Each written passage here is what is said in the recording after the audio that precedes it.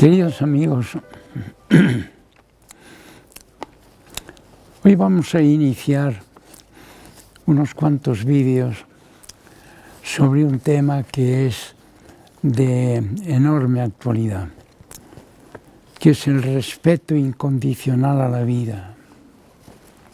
Miren, tengo que confesarles que a mí me preocupa muchísimo el ver que en diversos países, y desgraciadamente también en el nuestro, está creciendo de día en día, de manera exponencial, el despego frente a la vida, diríamos el desprecio de la vida, el ataque a la vida. Yo nunca he visto desde niño, no he visto, me han tocado los tiempos de la guerra, pero eso dejémoslo aparte, pero fuera de los tiempos de guerra, nunca he visto tanta matanza. Sencillamente se saca el cuchillo y se acuchilla. ¿Sabes lo que significa introducir un cuchillo en un cuerpo humano? Esto no podría hacerlo ni siquiera con un animal. Hoy se ve que hay muy poco respeto a la vida, y es porque se están dando leyes que van directamente contra el respeto incondicional a la vida. Miren, cuando uno lee historia, lee libros de historia, se avergüenza durante páginas y páginas y páginas porque estaba en ejercicio la esclavitud, por ejemplo. Y yo he visto pueblos en Brasil, por ejemplo, en América, donde se recibían los pobres africanos que llegaban de América en manadas, porque ya llegaban como esclavos. Eran tan libres como tú, vivían en una aldea, pero habían ido allí, los habían secuestrado y los metieron en la bodega de un barco. En la bodega de un barco, un barcucho, para atravesar el Atlántico. Muchos llegaban muertos, otros estaban ahí. Y allí estaba el pobre del Martín de Porres, el bueno jesuita, allí para atenderlos. Pero eso era siempre la iglesia que estuvo, pues siempre atendiéndolos. Pero todo aquello era una gloria. Pues bien, durante siglos estuvimos con aquello, permitiendo la esclavitud. Pero se fue consiguiendo poco a poco, durante años y años y años. Y últimamente parece que casi se la había desterrado. Y hoy se hablaba de la esclavitud como de algo pasado. Y diciendo, pero ¿cómo pudimos haber hecho esto? ¿Cómo pudimos haber hecho esto? Hay anécdotas que yo les podía contar, tremendas, ¿verdad? Pero que no tengo tiempo ahora. Pero era una maravilla ver, bueno, hay una plaza allí en Salvador Bahía, donde los vendían como se venden yeguas, ¿verdad? Se vendían los esclavos, y cuando uno se escapaba de una facenda de aquellas, lo llevaban a esa misma plaza y lo azotaban allí, atándolo a una peña que hay allí que le llaman pelourinho, que es una ironía, porque pelouro en gallego, bueno, y en portugués es piedra, pero pelourinho es piedrecita, pero que es una roca inmensa. Pero allí los ataban. Bueno, cuando uno piensa eso como algo pasado, todavía hoy te estremece, pero es que aquello pasó durante siglos. Bueno, pues eso lo fuimos consiguiendo. Y fue un acierto de la humanidad, fue un acierto. Y yo siempre digo, eso sí que era progreso. Hoy se habla mucho del progreso. Es una risa, porque muchas veces no es un progreso, es un regreso terrible. Yo por eso, miren, yo soy muy admirador, un gran admirador de la cultura francesa. Y no porque sea descendiente de franceses, porque sí lo soy. Pero, en fin, ya solo por eso, pues querría, porque un poco patria mía es Francia también, pero sencillamente porque la cultura francesa es impresionante, por figuras, por influencia, por todo. Y tengo mi biblioteca llena de libros franceses, mis libros llenos de citas de franceses.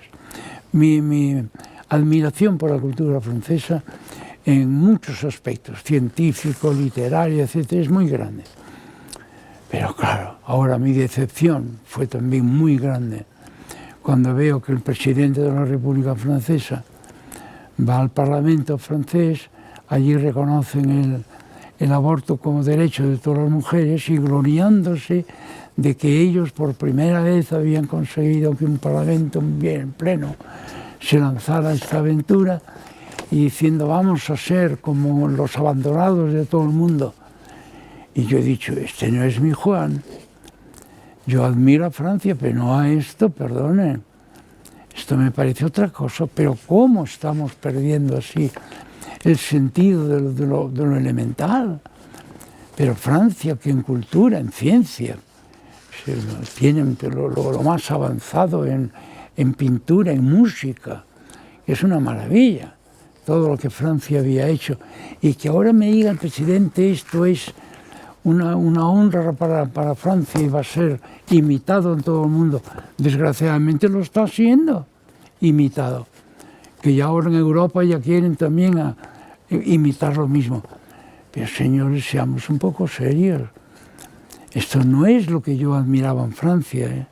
Me perdone el presidente y todo lo demás, pero esto no es.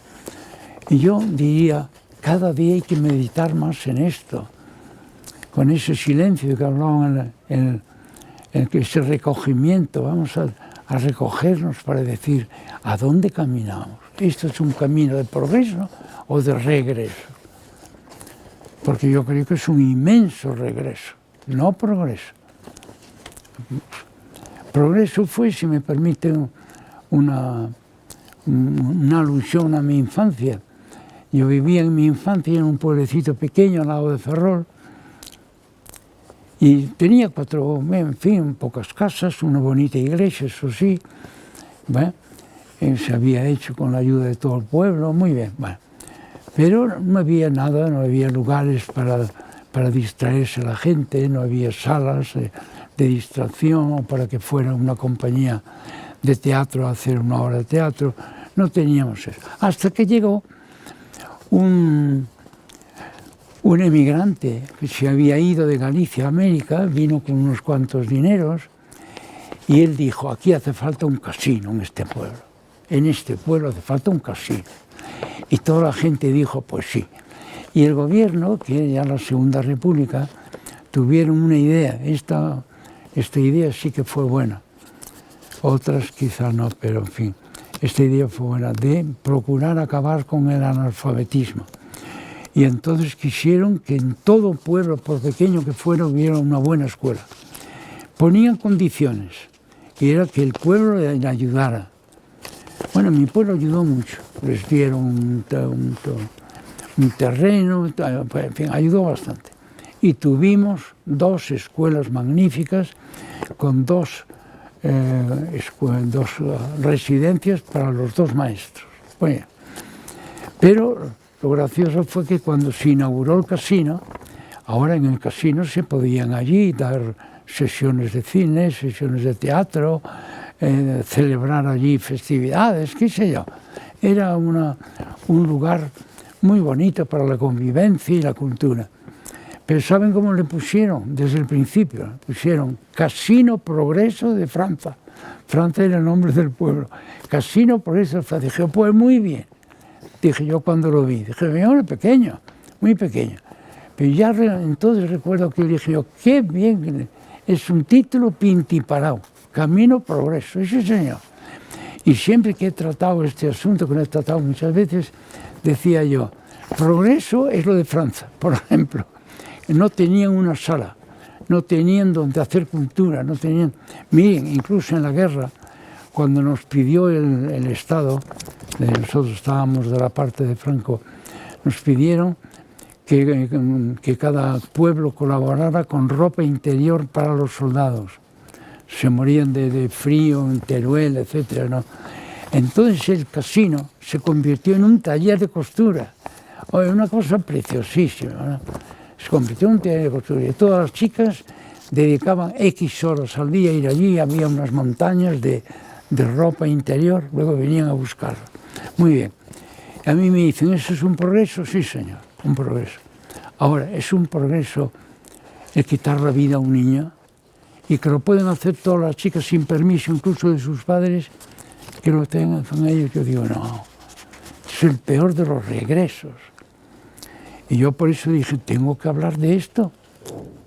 Respeto incondicional a la vida. Yo por eso diría, cuanto más elevada, prodigiosa y enigmática se nos muestra la vida humana, tanto más admirable es el respeto a la misma, y tanto más abismalmente reprobable se muestra el desprecio que alguien sienta hacia ella. ¿De dónde nace ese cultivo al aborto? ¿Del aprecio a la vida o del desprecio? Yo creo que es fácil contestar. Yo fui el quinto de una familia de 6, se murieron 3 de pequeños. Para unos maestros de escuela primaria, que es una vocación sublime, ¿verdad? Educar a la niñez, pero estaba muy mal recompensada. Y por lo tanto, para unos padres, pues sacar... Nosotros, como vivíamos en una aldea, nos defendíamos bastante bien, porque allí hay muchos medios y tal, pero los pobres que vivían en la ciudad o en villas no podían salir adelante. Que era una vocación preciosa, sí, pero claro, hay que ayudarles. Allí no se ayuda. Pero bien, yo digo, ¿dónde está el progreso? ¿Dónde está el regreso? Y a mí me dicen, se va a pagar más a las personas que trabajan con los niños. Bueno, pues a mí me parece bien, pagarles para que puedan tratar. Eso es un progreso. Ahora, se va, por ejemplo, pues a darle a los pueblos una buena escuela. Eso es un gran progreso. Pero ahora vamos al Parlamento a decir que abortan para todo el mundo, para todas las chicas, por pequeñas que sean, sin hablar con los padres, sin permiso de nadie, un progreso. Y digo, no, perdón, ahí no le puedo seguir. Eso es un regreso. Y ahora las consecuencias se están viendo ya se están viendo. Estamos en un estado sin ley, con una tristeza tremenda, que las chicas, ella dice, no podemos salir de noche. Yo cuando iba a ciertos países que realmente no se podía salir a la calle, porque a mí mismo me decían, ni se te ocurra poner los pies en la calle tú solo, y no lo podía hacer, tenía que estar quietecito en muchos países del extranjero. Y yo al llegar a España decía, qué bien que puedes salir a la calle. Yo cuando volvía de la universidad, que a veces era de noche, y salían todavía chicas, algunas solas, otras acompañadas, y que salían al bullicio del centro de Madrid a pasarlo bien a las horas de la noche. Y yo por una parte decía, hombre, qué bien estar en una ciudad que dé libertad de esta manera. Pero ahora ya estamos empezando que no. Porque claro, la naturaleza se venga siempre. Aquella frase que se decía, Dios perdona siempre, algunos hombres de vez en cuando, la naturaleza nunca. La naturaleza no perdona. Se hacen cosas contra lo que es lo natural, la vida, y eso la naturaleza no lo perdona. Y hoy estamos viendo pronto que se acabó el salir tranquilamente de noche, de día no se acaba. Bien, entonces yo diría, hay progreso y hay regreso. Ahora yo estoy lamentándolo muchísimo porque quiero mucho a mi patria y precisamente porque la quiero tengo que decirles, no, esto no es lo que yo quería y lo que desearía para mi patria, lo que está pasando ahora, lo siento mucho. Ahora, yo quería decir lo siguiente, tenemos motivos para admirar la vida. Y me gustaría tener tiempo ahora para poder hacer un himno a la vida. Pero yo siempre que oigo o leo alguna descripción de lo que es el ser humano, por ejemplo, cómo de 2 personas que no saben nada diríamos, del ser humano, de los misterios de la vida, etcétera, nada, como son la inmensa mayoría de los padres, ¿no saben? Como tantos no sabemos el secreto de la ciencia, ¿verdad? Pero admiramos cuando oímos la descripción de lo que es el desarrollo del óvulo, cómo se va desarrollando. Y uno dice, esto es tan grande que no puede uno menos que sorprenderse, sobrecogerse. Y todo esto lo hacen dos personas que a lo mejor nunca han estudiado una lección de ciencia y esas cosas, pero que lo viven dentro de sí, se han dado un abrazo de amor y como fruto de ese abrazo de amor viene ese misterio de la vida. Y uno dice, qué bien, qué maravilla. Y el niño que viene de pequeño a todos le sonreímos con tanto gusto. Yo cuando veo a un niño dar sus primeras palabras, me quedo como abobado oyéndole, diciendo, ¿será posible que este niño tan pequeñito sepa hablar y oír lo que le dicen? Y entra dentro de ese mundo del lenguaje que es elevarnos ya a una altura enorme.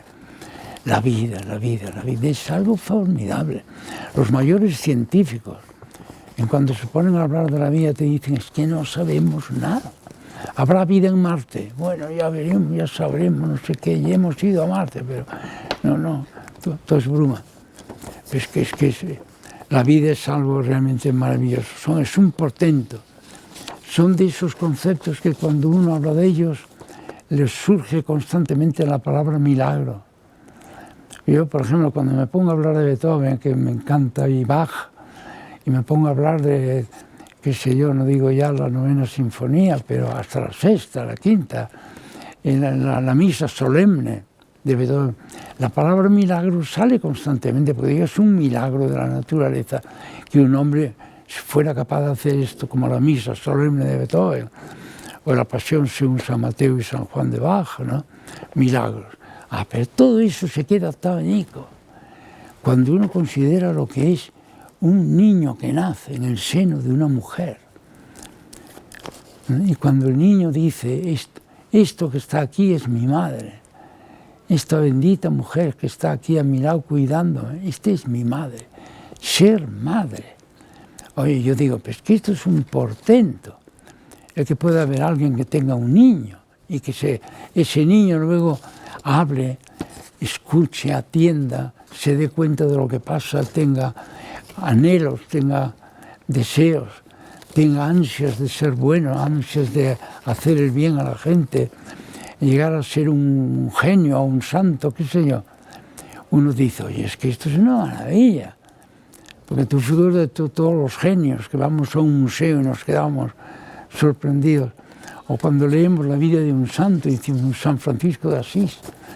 Yo cuando fui a Asís me quedaba tan contento cuando bajaba a aquel bosque donde fueron ellos allí, los primeros franciscanos y tal. Digo, oye, peinaron el mundo.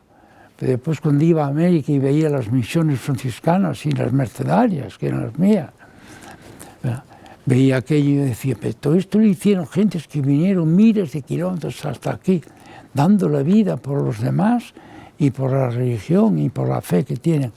Bueno, eso uno dice, esto es una maravilla. Entonces yo digo, por una parte, lo terrible, fuera la vida, se dice, ¿no? Y por otra parte vemos lo que es la vida. Y es que no hace falta ser muy erudito para hacer un canto a la vida. Es que con contar lo que pasa ya basta. Yo cuando veía algunos yo tenía en discos tenía unos discos que compré en una nación muy culta, que era sobre esto, sobre la vida y tal. Luego los ponía, los oía, e iba viendo punto por punto todo. Y yo decía, pero esto es increíble, esto es una maravilla. Yo digo, que eso después con un golpe de hacha se acabe con una vida, así por las buenas. Bien, entonces yo pienso, bueno, yo hice un libro que se llama Las 100 razones del aborto. Me jugué un poco la vida y el prestigio, bueno, el poco prestigio que uno puede tener, pero me lo jugué un poco porque digo, es que le voy a llevar a la contraria a mucha gente, naciones enteras, que están como encantados con el aborto y tal. Y yo le llamo las 100 razones. Y voy una por una, diciendo las razones que se dan para favorecer y justificar el aborto. Oye, yo pensé que me iban a salir libros pues, atacando eso y diciendo, ese señor no tiene razón. O que se iban a montar, qué sé yo, pues conferencias de estas que hay a veces, que son conferencias que se dan por medios muy potentes. Y yo iba a decir, bueno, pues tengo que estar bien preparado asistir a esto. Nunca, jamás. Nunca me invitaron a nada, ni atacaron el libro, nada. Y yo pienso, oiga, antes de defender el aborto, habría que ser capaz de escribir un libro en que se pulverizara todo lo que yo digo ahí. Y quien dice, yo digo cualquier otro libro de cualquier otra persona. No me quiero poner, pero vamos, yo digo mi libro porque es un libro sencillo de leer y es pequeño incluso, lo hice pequeño para... Bueno, y ahí voy poniendo, esto no, esto no, esto no, esto lo dice la ciencia y dice que no, que no, que no.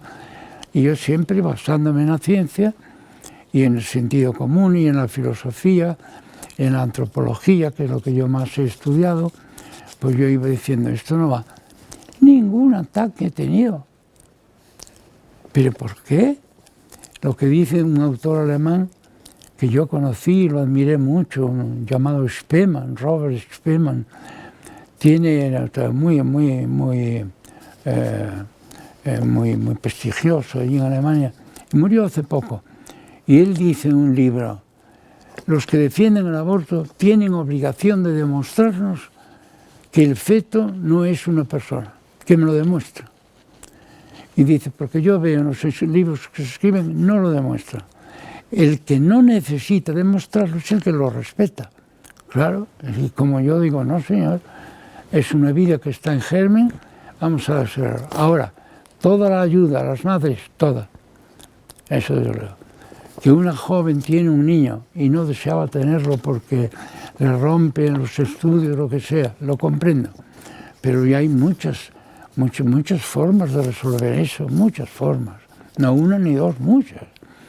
Se puede dar en adopción, que hay muchas personas que están deseando desarrollar la maternidad y la paternidad.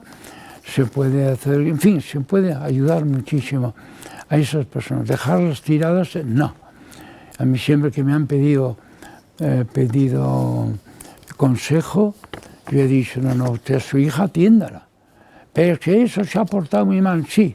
Todos podemos portarnos mal en un momento, pero ahora hay que atender, sobre todo la familia, hay que atender a los hijos por ser quienes son, no por ser lo que son. Pueden haber hecho algo que a ti no te gusta, puede que haya sido un fallo grande.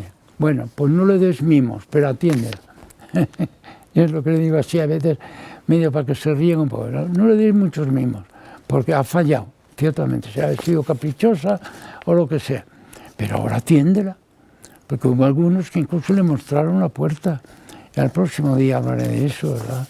Cuando una chica viene pues destruida por su maternidad no deseada y además la cosa de tener que decirlo en casa y el padre pues sencillamente levantar el brazo sin decir una palabra y señalar con el dedo a la puerta.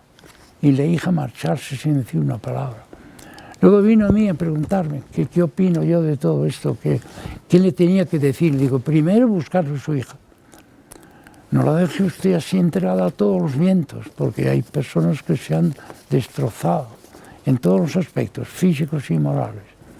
Pues bien, solamente hoy vamos a terminar aquí, continuaremos el próximo día viendo cómo hay que amar la vida y hay que cultivarla hasta el final.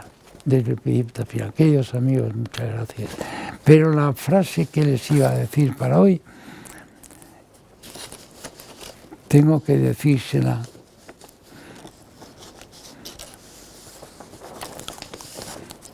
que es la siguiente.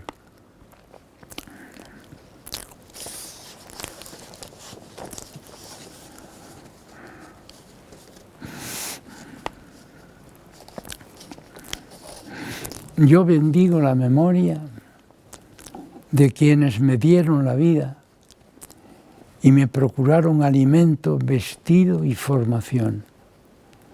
¿Por qué lo digo? Porque fuimos 9 hermanos, yo era el 7º. Y todos hemos recibido, 3 murieron, pero los demás todos hemos recibido alimento, vestido y formación.